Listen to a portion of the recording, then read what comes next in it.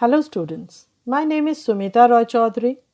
Today I will be explaining History Class 8, Lesson 4, India in the 18th Century.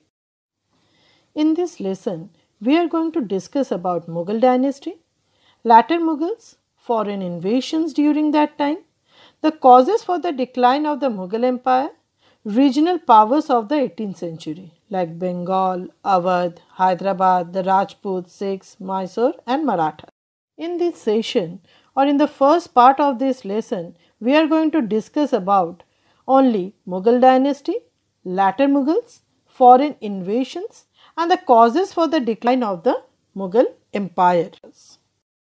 The Mughal Empire was one of the largest dynasty that ruled for the longest time in India.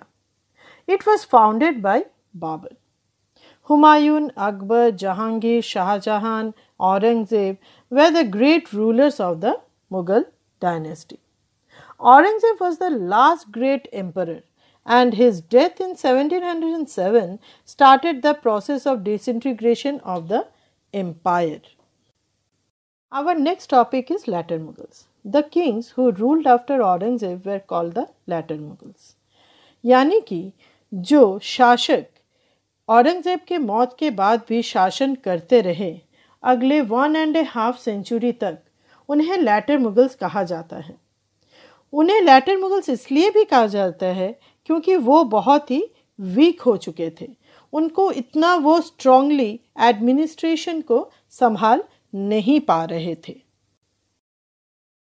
Now we are going to discuss about the successors of Mughal Empire or latter Mughal emperors. At first, we are going to discuss about Muazzam Bahadur Shah I, the 7th ruler of the Mughal Empire. He ruled from 1707 to 1712. कहा जाता है दोनों भाइयों को मार के और फिर कम बख्श को डिफीट करके किसमें द बैटल ऑफ जजाऊ उन्होंने अपना सिंहासन हासिल किया था। वो दोस्ती निभाए थे किनके साथ? Maratha and Rajputs. He was succeeded in making peace with Marathas and the Rajputs. Next was Jahandar Shah, the 8th ruler of the Mughal Empire. He ruled only from 1712 to 1713. He was ascended himself on the throne after killing his 3 brothers. वो 3 भाइयों को मारने के बाद सिंहासन में बैठने में सक्षम हुआ था। किसके हेल्प से? जुल्फिकर खान के हेल्प से। वो एक ईरानी पार्टी के जो लीडर थे मुगल कोर्ट में। He encourage ijara system. He was the first Mughal ruler who killed by Sayyid brothers. Next is the 9th ruler of the Mughal empire, Farrukh Siyar. He ruled from 1713 to 1719. He was ascended himself on the throne with the help of Sayyid brothers. Sayyid brothers उस समय जो बहुत ही powerful थे Mughal court में, तो उनके ही help से ही फारूक सियार जो है अपने आप को सिंहासन पर बैठाने में या सिंहासन हासिल करने में सक्षम हुआ था। लेकिन जब वो खुद उनके हाथों से छुटकारा पाना चाहते थे, यानी when he tried to free himself from the clutches of the Sayyid brothers, he too was killed by them.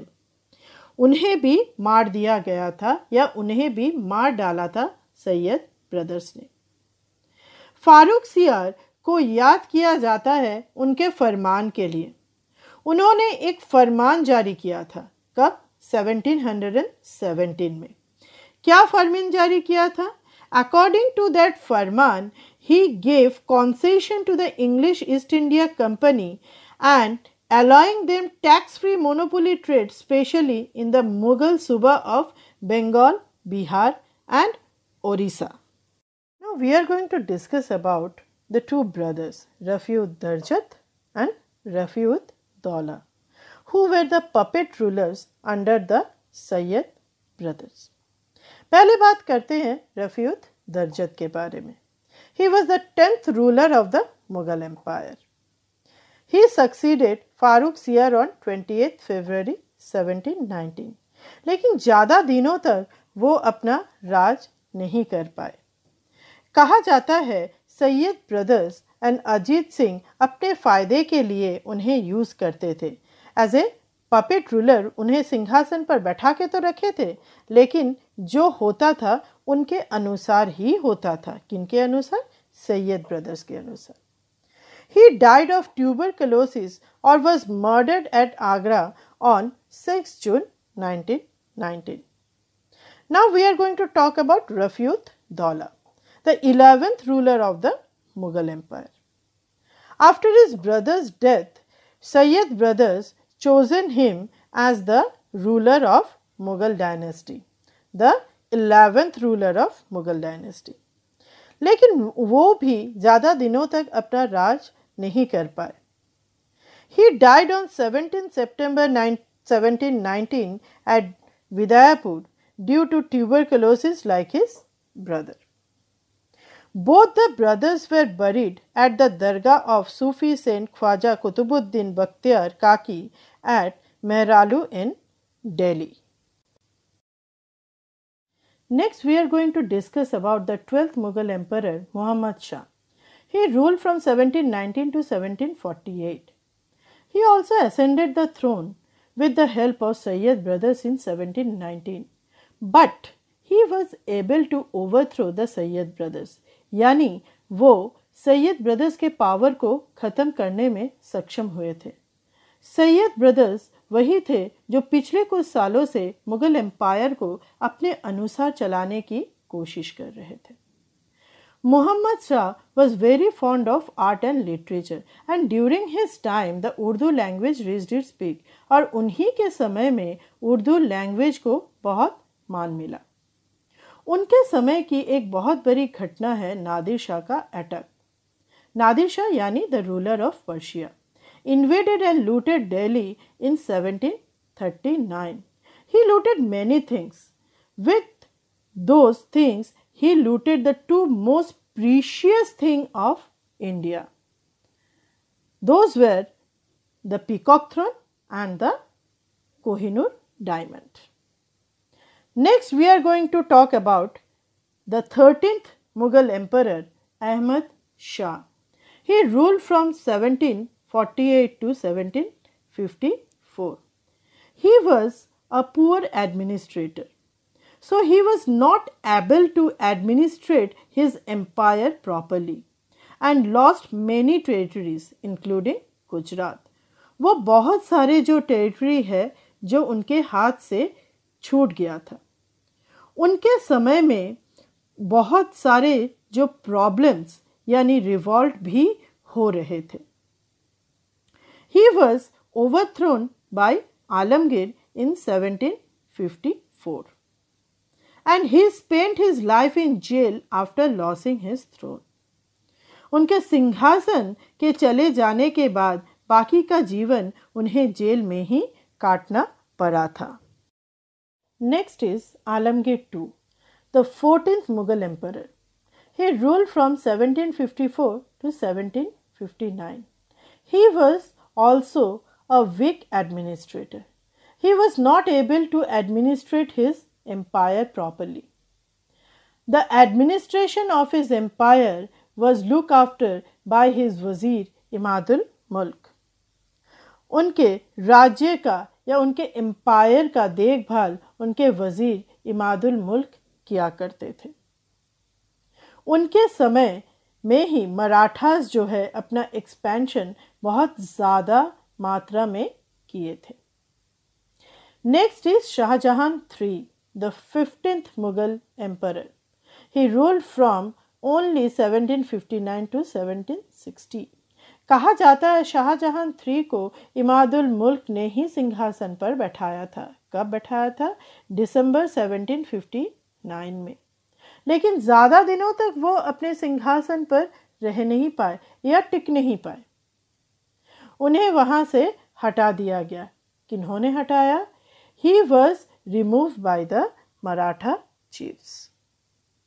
Next, Shah Alam II, the 16th Mughal Emperor. He ruled from 1760 to 1806. He tried to win back his Subas or the Suba of Mughal Empire, and he was able to win back Bengal, Bihar and Orissa in Bengal war. कहा जाता है जब central power week हो चुका था औरंगजेब के मौत के बाद, तब धीरे धीरे जो इस तरह के जो सूबास थे, सुबह था, वो अलग हो चुके थे। वो अपने आप को इंडिपेंडेंट घोषित कर चुके थे। उन्हीं जगहों को फिर से जीतने के लिए उन्होंने कोशिश किया। He was also fought with the English East India Company at the War of Boxer or the Battle of Boxer, but he lost the war. लेकिन वो या उनका जो अलायंस था वो हार गया। He became the first Mughal to get a pension from the English East India Company. वो पहले ऐसे मुगल एम्परर थे जिन्होंने या जिनको पेंशन मिला था द ईस्ट इंडिया कंपनी से। उनकी मौत हुई 1806 में। He died in 1806. Next is Bidar Bakht, the 17th Mughal emperor.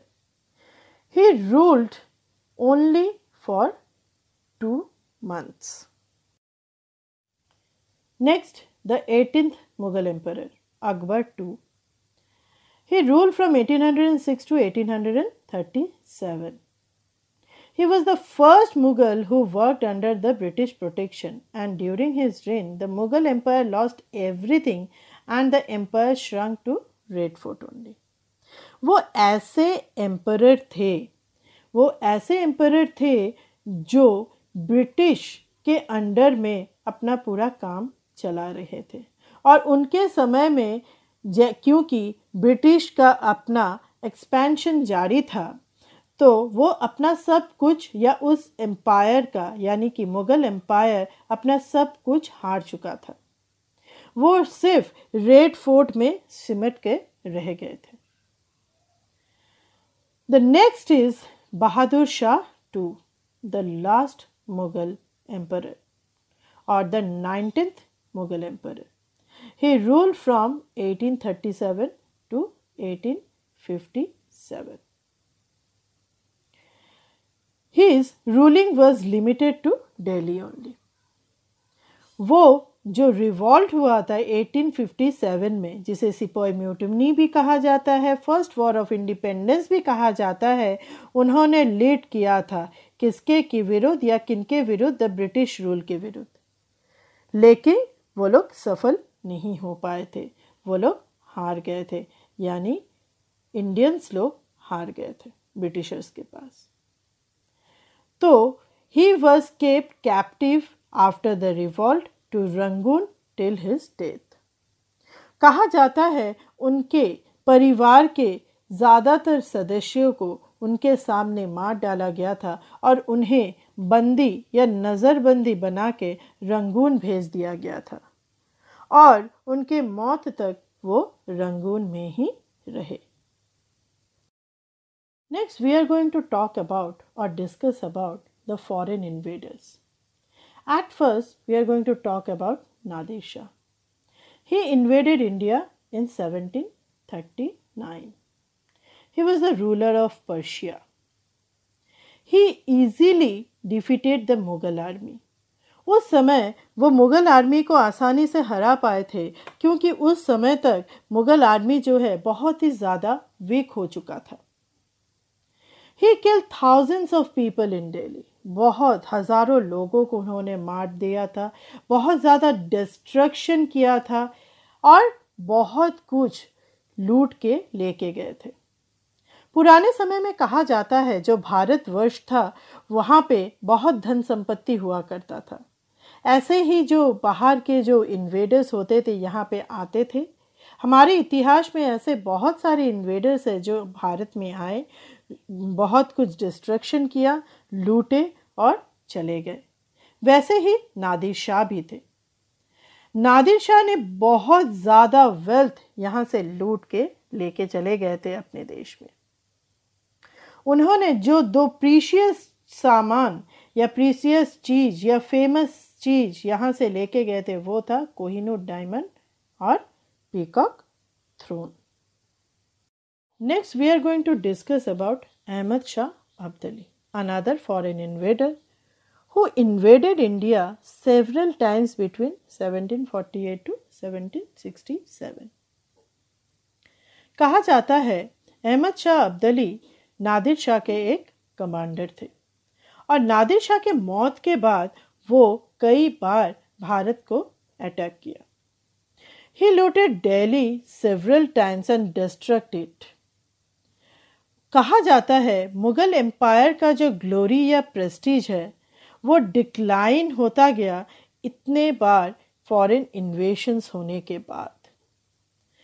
ये एक मुख्य कारण था मुगल एम्पायर के डिक्लाइन का। अहमद शाह अब्दाली ने मराठास को डिफीट किया था 3rd बैटल ऑफ पानीपत में। Next, we are going to discuss about the reasons or causes for the decline of the Mughal Empire. There were several reasons for the decline of the Mughal Empire. Mughal empire के decline के कई कारण हैं। पहला, Aurangzeb's policy. Aurangzeb discontinued the time tested policies of his forefathers. उनके जो पूर्वज थे उन लोगों ने जो नियम बनाया था उन सभी को उन्होंने फॉलो नहीं किया, जैसे कि जीजिया टैक्स। जीजिया जो है एक हिंदू लोगों का जो टैक्स था, जो धर्म के स्थानों में जाने के लिए टैक्स था, वो अकबर ने बंद करवा दिया था। औरंगजेब ने फिर से उसे इम्पोज किया था।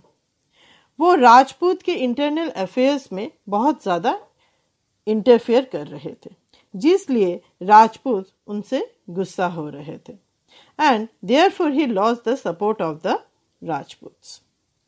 Next is War of Succession. Mughal dynasty के रूलर्स यानी या लैटर मुगल्स में बहुत ज़्यादा युद्ध होता रहता था इस वॉर ऑफ सक्सेशन का। मतलब किसी भी एक मुगल रूलर का अगर डेथ होता था उसके बाद युद्ध चलता था कि कौन सिंहासन पर बैठेगा। इसलिए बहुत सारा जो रिसोर्सेस है जो इस वॉर में खर्चा हो जाता था।